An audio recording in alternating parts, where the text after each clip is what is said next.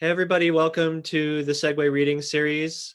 I'm Lonely Christopher. I'm joined by Ven Daniel, my partner and co-host. And tonight we are going to hear from Derek McCormack and Sasha Banks. And we're going to get started in just a minute or two.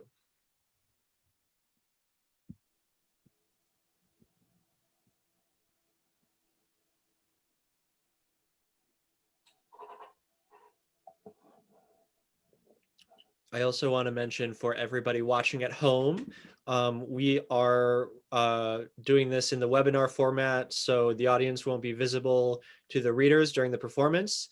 But at the end, after Sasha reads, we will bring everybody in the audience into the panel so we can see and hear each other, so that the audience can give the performers a round of applause. And then if you want to stick around and hang out, we can do that too. We also have the chat feature open. So if you want to interact with anybody on the panel that way, you can open the chat, and just be aware that I think that there are two chat options. One is just chatting panelists, and one is panelists and audience members. So if you want everybody to see what you're typing, choose panelists and attendees. And we're going to have a brief intermission in between the readers. Ven, am I leaving anything out? Nope, I was just going to mention the chat selection, but I think you got it covered. I feel like I'm the only one who fully committed to this costume idea, but that's okay. You look great, Andy. I wanted to commit to it, but then I ran out of time. Yeah, that's what happens. That's I think Ven was in a similar situation. Ven went to a costume store, and it had gone out of business during the pandemic. Oh no, that's awful. I was really excited too. It was close to my house. I should put on a hat and 2 pairs of glasses too, James. Yeah. That's smart. You don't know it's me though, right? No, I have no clue. Natalie has a dragon head. I had a shark hopefully we'll mask. see that. I had a shark mask, but I let my niece have it because she was very interested in it. So now I don't have anything. I had a wig, but I didn't know what to put it with to make it, because otherwise it just would have been cute. And that's not really Halloween. I mean, you can be Halloween and cute, but you know what I mean. I wanted to be sexy Derek McCormack, but I couldn't figure out how to do it. You are sexy, great Derek. With a wig. You have a great canvas for a wig. Dude.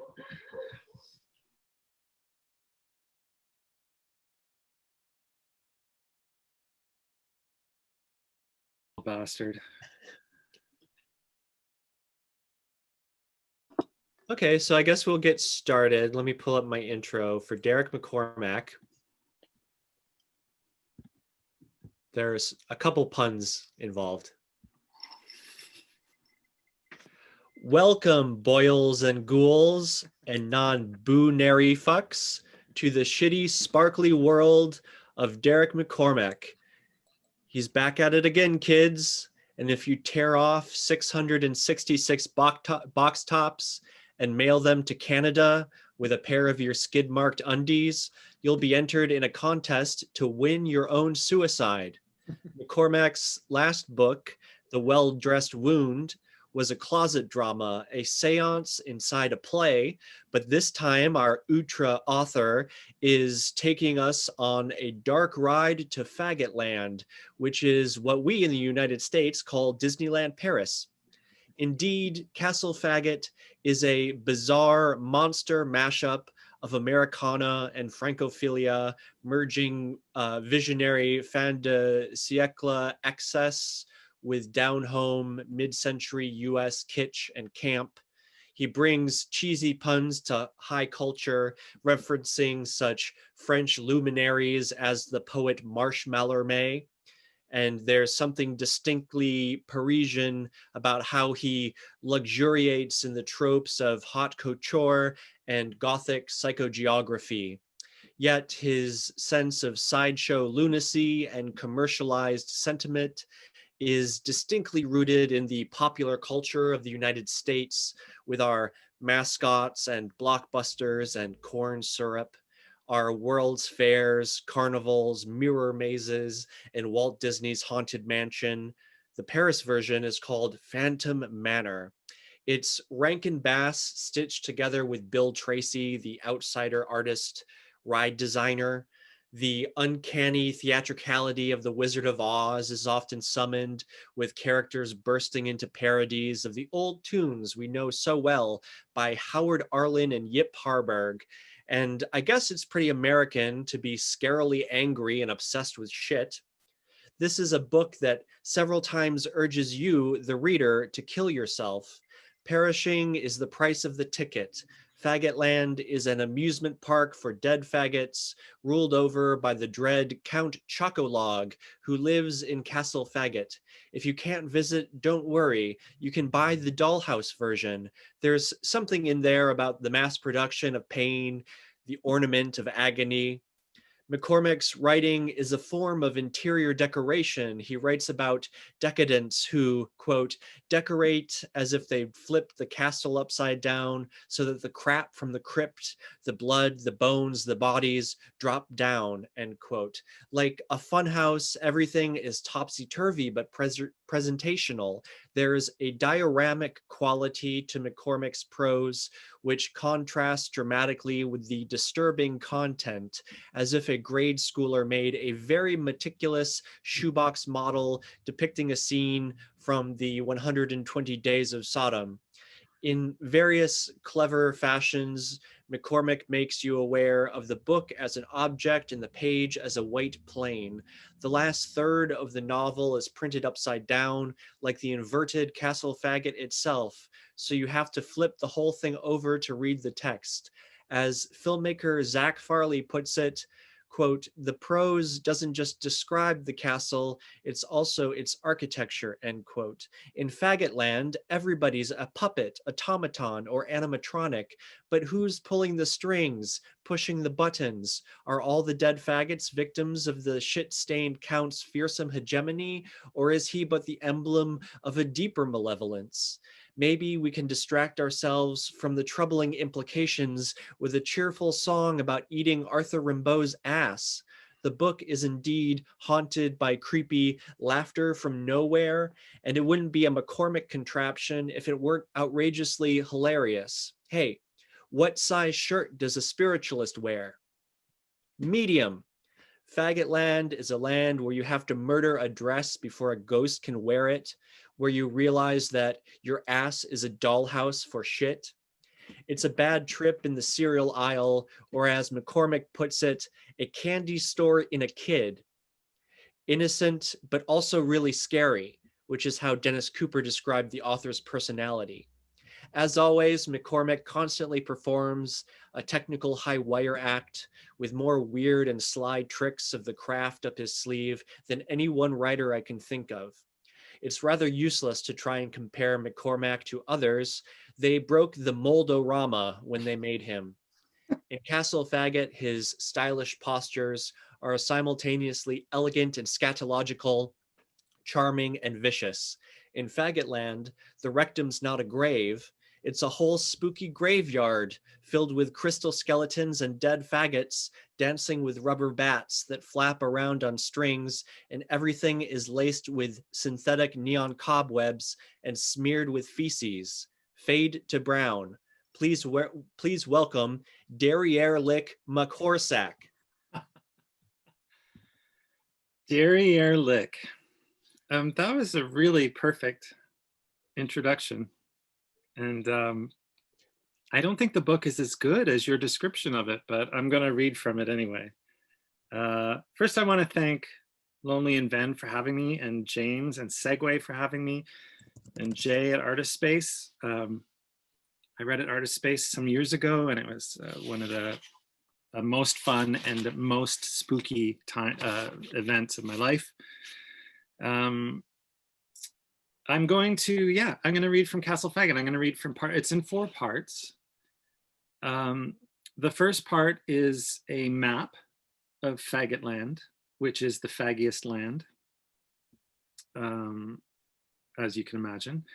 The second part is a souvenir photo book of Castle Faggot, which is the big dark ride in Faggotland. It's the main attraction. It dominates like Sleeping Beauty's castle or Cinderella's castle dominates Disneyland. The third part constitutes instructions to the Castle Faggot dollhouse, which, as Lonely pointed out, is yours for a certain number of box tops, cereal box tops. Send those care of Type Books, Queen Street West, Toronto, if you want.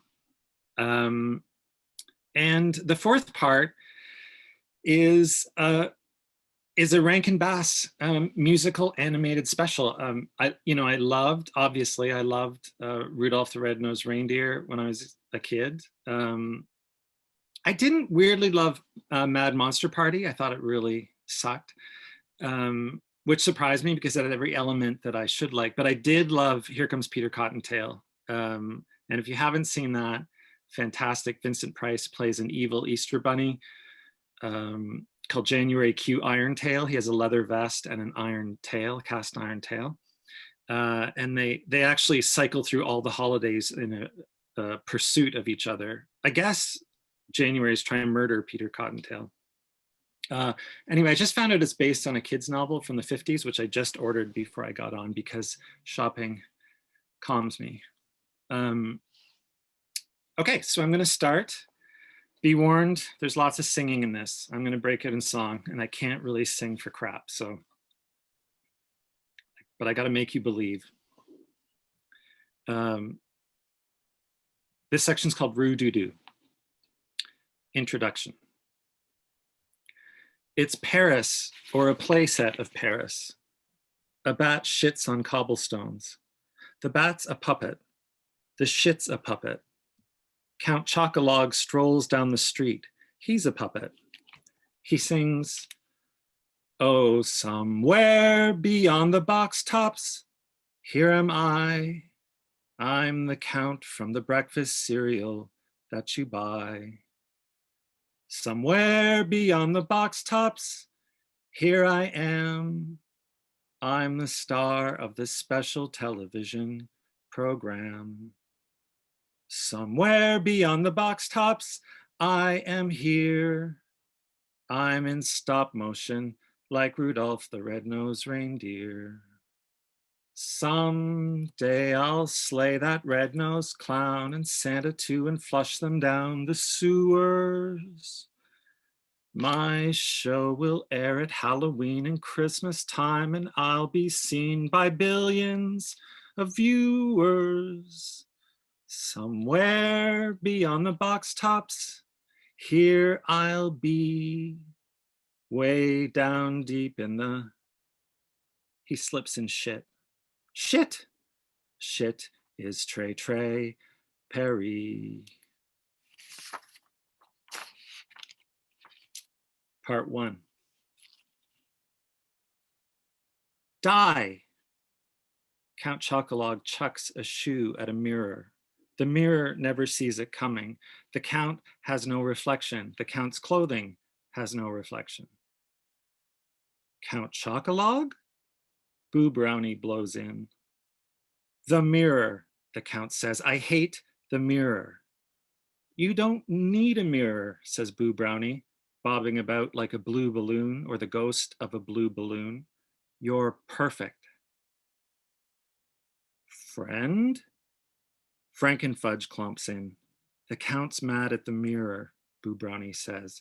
How can I see how fucking perfect I am, the Count says, if I can't see how fucking perfect I am? You no need mirror, says Frankenfudge, a pink Frankenstein. You have friends. That suits you. Chocolate good color for Count. It's Castle Faggot, the ballroom. There's a bust of the Count. It's brown. There's a fancy chandelier. It's brown. There's a fancy mirror. It's broken in bits. What would you know-nothings know about it? The Count says. Ghosts can see themselves in mirrors, even though they're see-through. Monsters can see themselves, even though they're unsightly. Things would be much clearer the Count says, and I'd be a chicer cerealier with a mirror, a mirror, a mirror, the Count sings. I could pick a pod of cocoa, I'd pin it to my coat so I'd have a boutonniere. I could wear a real bow tie and not a bat about to fly if I only had a mirror. The Count's bow tie flies off. It's brown. It's a brown bat. I could quaff my coif up so high, I'd comb it up to the sky or to the chandelier. I could wear Estee Lauder, put on lots of paint and powder if I only had a mirror. Boo Brownie bobs about the chandelier. He holds bits of broken mirror in his hands. He's a beau miroir. Oh me, the Count sings, I'd like to see my Limoges en Versailles. I'd look at myself and never look away. I'd look and look and look all day. If I had a magic miroir, I'd slip into a peignoir or something else that's sheer. A la Marie Antoinette, I'd see myself in my toilette if I only had a mirror. Cha-cha-cha, chocolate, Frankenfudge disco dances across the brown broadloom. Dance doesn't describe it, heel to toe, heel to toe. He walks the way all stop motion animated puppets do, like he's learning to walk in high heels. Alas, the Count sings as the music slows. I do not have a mirror because a mirror is a mere joke on a vampire. A friend is a mirror with hair, Boo Brownie sings. Friend tell friend what to wear, Frankenfudge sings. A hairy mirror, the Count sings. Oh dear, oh dear, oh dear. He collapses like a push puppet, which he's not. The mirror's a puppet. It's shattered in stop motion. The shoe's a puppet. Aren't all shoes puppets? Aren't all mirrors? Frankenfudge gives him some fudge. There's a mortal, Count Chocolog says, flinging the fudge aside. A magic mortal, the most magical mortal of all. This wizard will make me a mirror, for there is nothing he cannot conjure. Shakespeare wrote of him, or Spencer, or someone. Who gives a fuck, so long as he makes me a fucking mirror? The Count's bat comes back, carrying the wizard. He doesn't look like a wizard. He's a boy with bad skin and beady eyes and a barrel chest. I'm the boy. I'm not magical. The monsters don't know it yet. I'm a puppet. I don't know it yet. I am Count Chocolog, the Count says, the mascot of the breakfast cereal that bears my name. My face is frightened. The Count sings, Bienvenue au Rue du Doo. Boo Brownie and Frankenfudge sing, tra-la-la-la-la-la-la-la-la-la, tra-la-la-la-la-la-la. From now on, you'll be history, the Count sings. You'll be history, you'll be history. We'll glorify you every day. You'll be a bust, be a bust, be a bust in the Mirror Musée. The Count. Boo Brownie, welcome the wizard. I represent the Boo Brownie brand. Boo Brownie sings. The Boo Brownie brand, the Boo Brownie brand. And on behalf of the brand of Boo, I wish to welcome you to Roo Doo Doo. Frankenfudge, the Count says, do you have something to say? I am the Frankenfudge friend for you, friend for you, friend for you. And if you want to be friend of Frankie too, I wish to welcome you to Roo Doo Doo. Boo Brownie and Frankenfudge are cereal mascots too, the Count says. Boo Brownie's cereal is blueberries and chocolate. Frankenfudge's is strawberries and chocolate. They don't sell as well as mine. They look bad in the bowl, the toilet bowl. Boo Brownie turns poo blue. Frankenfudge turns poo pink. Count Chocolog, he says, the cereal is chocolate, and as such makes poo the darkest, dankest shade of brown, poopier than poop itself. It's poopy like a chocolate log, like a log inside the butt of a beautiful boy, like a beautiful log in the beautiful butt of, oh, but enough about my love life. Say something magical and mysterious. Puppets, I say, shrinking away. Your puppets, your puppets, puppets. Fade to brown, then fade in on. I come to. I fainted before the fade. A puppet's in the room with me. He's dressed like a 19th century French poet. Marshmallow? I say. No, he says, I'm Marshmallow Mallarmé, Stéphane Marshmallarmé, a puppet and a poet and a puppet, a poo poet. You're a puppet too. What do you mean? My left eye falls off. I shriek. Poopy? I say. No, he says, I said poupée. It's a puppet en français. I'm a puppet in French? My eyes plastique. Dutyland, you're a puppet in Dutyland, in Faggotland. It's the faggiest land in Dutyland. Scary? I say. No, he says. I said sucré, les monstres sucrés. The Count, Boo Brownie, Frankenfudge. All the mascots for monster cereals are here. They're not real, I say. My eyes a choking hazard. They're real poupée, he says. Count Chocolog rules Puppet Paris. He rules it with Bataille, who brought you into the store. Bataille is his bat and his tie. Bataille blows by.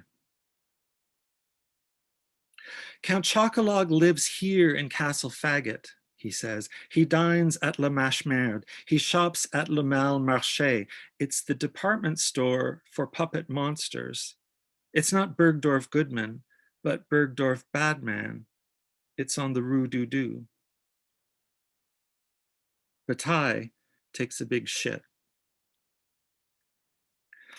Besides being a poet, I am a fashion critic, Marshmallow says, shit on his shoulder pad. I pen and publish a paper devoted to doings at Le Mal Marché, La Dernière Mode, I call it. The Count? What a wit. He calls it La Derrière Mode. Marshmallow. I cover the haunted hair salon. Antoine is the salon chef coiffeur. Frankenfudge has his hair done there. He's a strawberry blonde, but without the blonde. Boo Brownie has his hair blown out and dyed blue.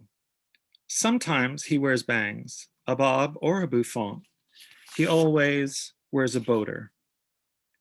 Hair is dead matter. Hair is the corpse of hair. The Count's worn the same style always, hair piled into a peak, like a Dairy Queen dipped cone or a Hershey kiss. How does it stay up? I say. Chocolate mousse, he says. I cover the haunted cosmetics counter, he says. Chocolate is the counter's chef cosmeticien. Frankenfudge doesn't need blush, but he wears it anyway. His head is a strawberry. He has seeds. Boo Brownie's bonkers for blue eyeshadow. He looks like he's made of blue eyeshadow, like he's the ghost of blue eyeshadow. People expire. Cosmetics do too. Monsters wear makeup that's gone bad. Testers teem with germs. After a vampire's used your lip gloss, it's garbage. The Count prefers an evening palette, brown. Who makes monster makeup? I say. Cover ghoul, he says. It's so stupid. I cover the haunted, I'm really shameless. I cover the haunted couture atelier, he says. Frankenfudge will wear anything pink. Boo Brownie's a ghost in a blue shirt. He's the ghost of a blue shirt. What size shirt does a spiritualist wear? Medium. Coco Chanel sews suits for the Count. He wears her exclusively. She's more than his seamstress. She's his screamstress. Like all vampires, he can become a bat. When he changes into a bat, his suit must shrink to size. When he changes back, his suit must change back too. The cloth is woven from vampire bat fur and a lot of elastic. Who sews Boo Brownie's shirt, I say. Balenciaga, he says.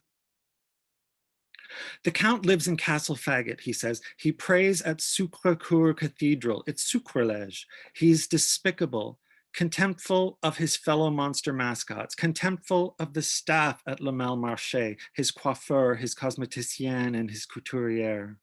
He reserves his cruelest contempt for the children that consume his cereal. He murders boys. He loves to murder boys. He's the most murderous cereal mascot since Gilles de Raisin.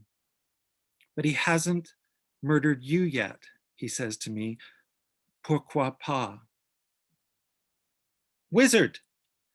Count Chocolat comes into the scene and sings. I'm here to see the wizard, this wonderful wizard of ours. I hear he is a wonderful whiz with wonderful wizard powers. With Boo Brownie and Frankenfudge behind him, bopping to the beat, the Count continues his tune.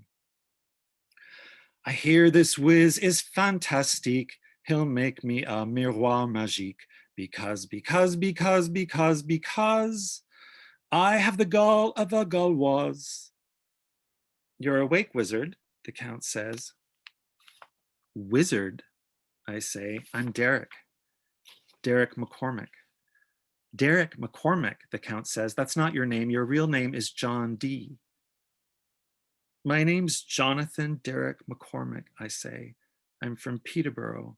I go to Peterborough Civic High School. Mom and Dad call me John D. My teachers call me Derek. My classmates call me Fudge Packer, or Fruitcake, or Faggot, or Fag. That's some wizard, Boo Brownie snickers. I love Snickers, Frankenfudge says. You are John D, the Count says. You're the great wizard. No, I say, no. No one says no to me. I'm sorry, but you're mistaken. Mistaken? I don't make mistakes.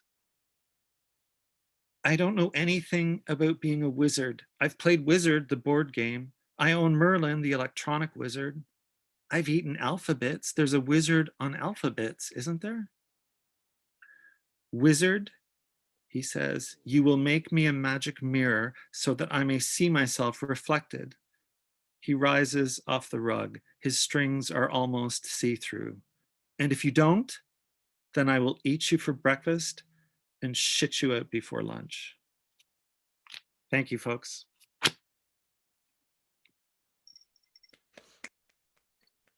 Thank you so much, Derek. We're going to take a quick break.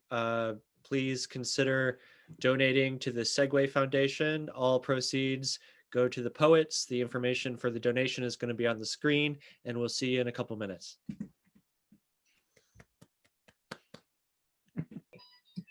Okay, everybody, welcome back to part 2 of the Segue Reading Series special Halloween edition.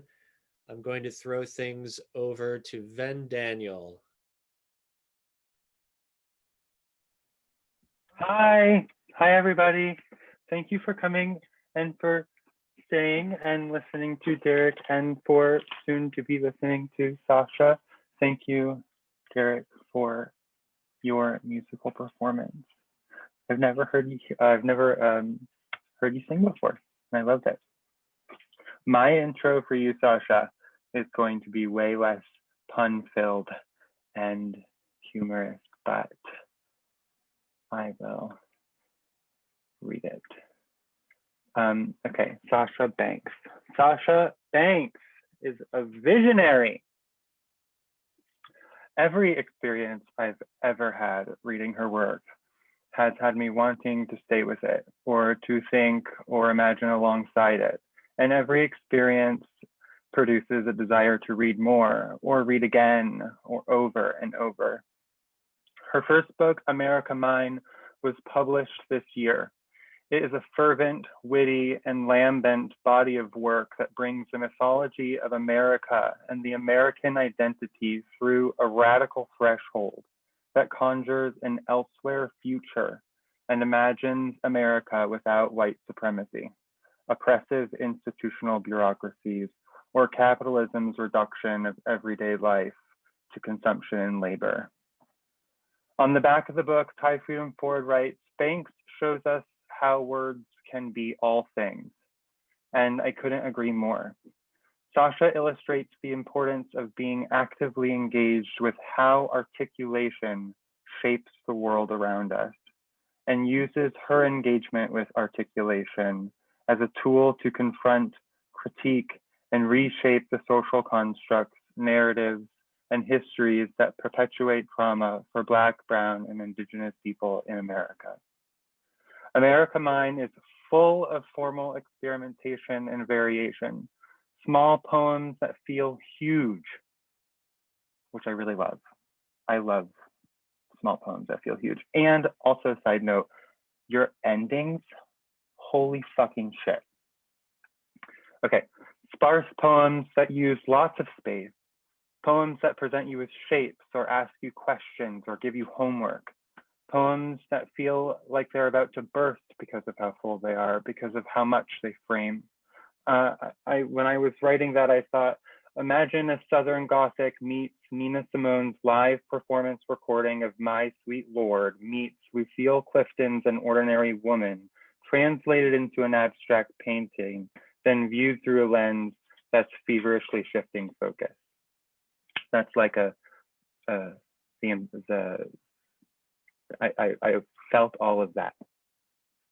Sasha brings phonetic and linguistic experimentation into conversation with her experience as a Black woman living in America, the South, and New York, and elsewhere. Experiences with family of pain, joy, love, and death in real time, online, and through history. In the center of the book, the pages go translucent, and the book object itself becomes a more intentional part of how the poem makes and expresses meaning. I wanted to say a lot more about this, but I decided not to because everyone should buy it immediately. But if you can see here, the poem, the page, it's you can't really see, but it's translucent and it's a really, really incredible piece. Sasha's writing reminds me that language has the power to change the world, to bring the realm of the invisible into sight, to question what's been rendered seen or unseen, and the architectures of thought one might use to frame life. Her work confronts and questions and loves, and with an unapologetic ferocity, and I'm really glad that I'm able to finally be a part of making space for it to be shared. Please welcome Sasha. Thank you so much. Oh my gosh, that's such a wonderful intro. Thank you so much, Ben and Lonely and James, for having me. I've been super excited I've always wanted to read on Halloween, never had the opportunity. So I'm so glad to be reading on Halloween and reading, I guess, relatively spooky things. Oh my gosh, Sade Lene is here as well. Hi, Sade Lene. Sade Lene is a wonderful writer who was on their 4th book. So I hope everyone goes out and gets I Love You When I'm Not Dead as well. Okay, so the first piece that I'm going to read is called Recollect. So it's kind of like it's like an exam or like an exit exam, sort of. Draw a map of America from memory. Don't include the state lines. Draw a picture of Abraham Lincoln from memory. Draw a map of America from memory. Place a star in the general area of the nation's capital. Tell the story of how George Washington chopped down the cherry tree. If you don't know it, make it up. Who was Robert E. Lee? Draw a picture of the White House from memory. Where was the last place you saw the old flag? What was the old flag made out of? Write the Gettysburg Address. If you don't know it, make it up. Write the Pledge of Allegiance. If you don't know it, make it up. What is the new flag made out of? What was Ronald Reagan's favorite color? Please name all 56 signees of the Declaration of Independence. If you don't know them, make them up. Who was the 45th president of America? What shade of white is the White House? A, eggshell. B, supreme. C, the driven snow. D, the great white. E, whiter than white. Draw Thomas Jefferson's family tree. Did someone or something live in the Washington Monument? If so, who or what? Draw a map of America from memory. Include the state lines. What did the end of America sound like? Did you dance? Why? Why not? Do you believe in ghosts? Essentially, do you believe in ancestors? What do you miss that left with America? Draw a map of America from memory. Include the Trail of Tears. Draw a map of America from memory. Place a star in the general area where police murdered a Black person. Does July 4th, 1776 have any significance to you? Explain. Finish this line. Oh, I blank, I was in the land of cotton. Finish this line. Glory, glory, blank. Draw a map of America. Include the ports of the transatlantic slave trade. What is a curse? Draw a map of America from memory. Place a star to indicate sites of Japanese internment camps. How did the 45th president of America die? Can land be cursed? If so, can a curse be broken off of the land? Draw a map of America.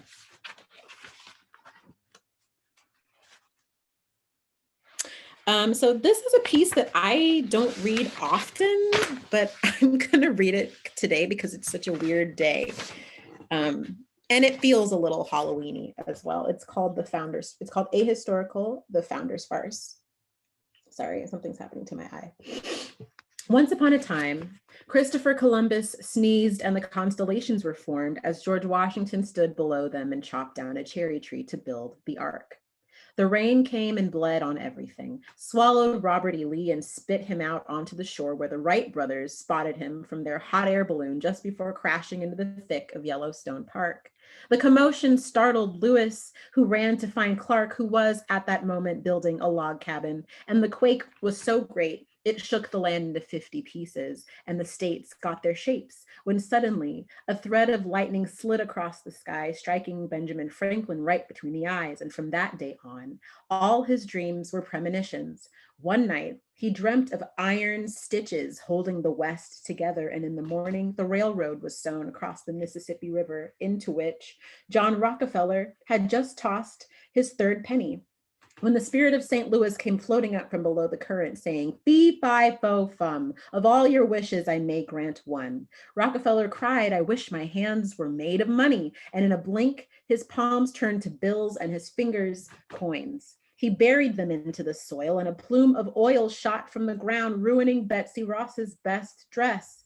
She quickly began a new skirt, stitching a pattern so beautiful she hung it in her window for all to admire, including her neighbor, John Wilkes Booth, who waited for nightfall to thieve the skirt from her window, where Abraham Lincoln, out walking his Cocker Spaniel, stood mere feet away, watching the skirt be carried off. He confronted Booth, saying if it weren't returned by midnight, he would announce to everyone what Booth had done at the following week at the town hall meeting, wherein the country would finally be named, but Booth refused. Days later, John Hancock stood before the town and drew the country's name from a hat of suggestions written on slips of paper.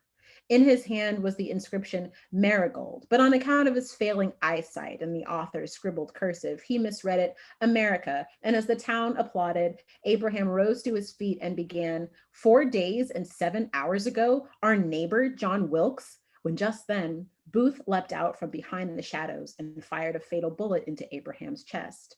Booth was swiftly apprehended, and at his funeral, Abraham's casket was draped with Betsy's stolen skirt, which the town people declared the official American rag.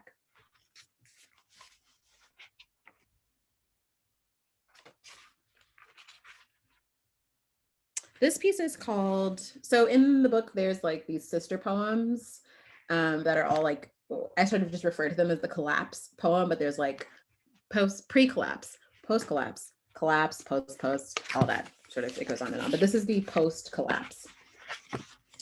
You will remember nothing but the taste of salt and how it's in everything and how it never changes, even though everything else does. And so you will cry and be fed.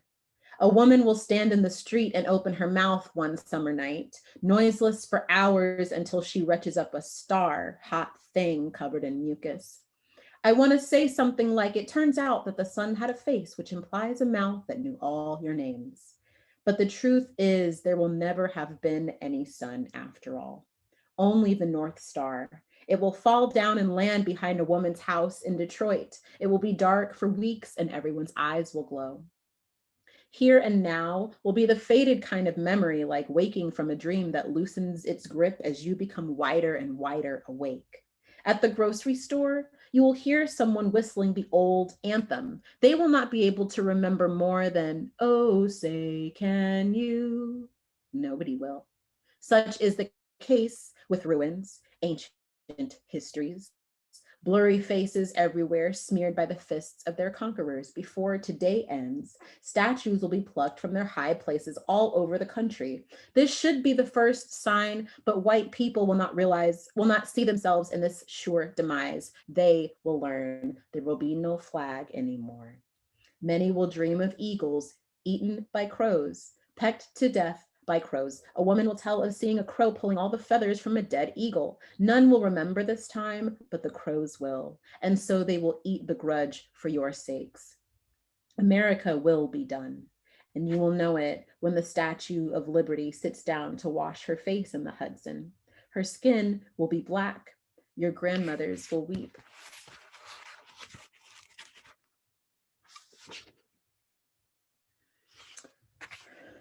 So this next piece is like it's kind of like a 2-for-1. It's called the Capitol Suite. There's 2 parts. I'll read you the first part. It's called Negromania.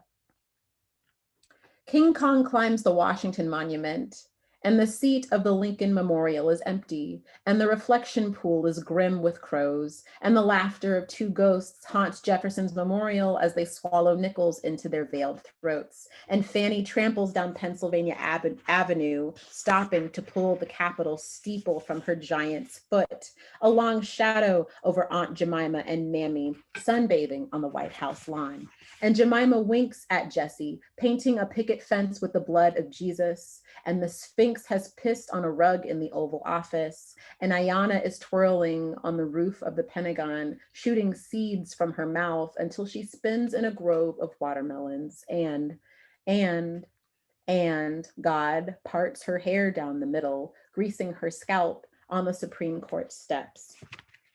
So there's some footnotes here before I move to like the next half, and I'll read them very quickly. Betty Hemmings was enslaved in Virginia in 1761 to John Wales, who fathered 6 of her children. His daughter Martha and her husband Thomas Jefferson inherited Betty and her children, including her daughter Sally Hemmings, who had 6 children fathered by Thomas Jefferson.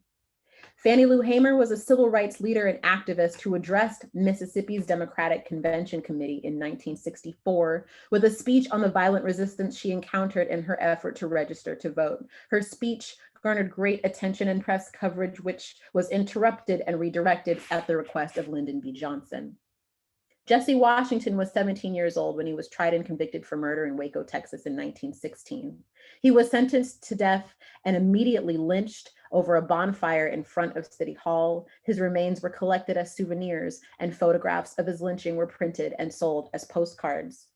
Ayanna Stanley Jones was a 7-year-old girl shot and killed by Officer Joseph Weekly during a raid in Detroit, Michigan in 2010. He was cleared of all charges.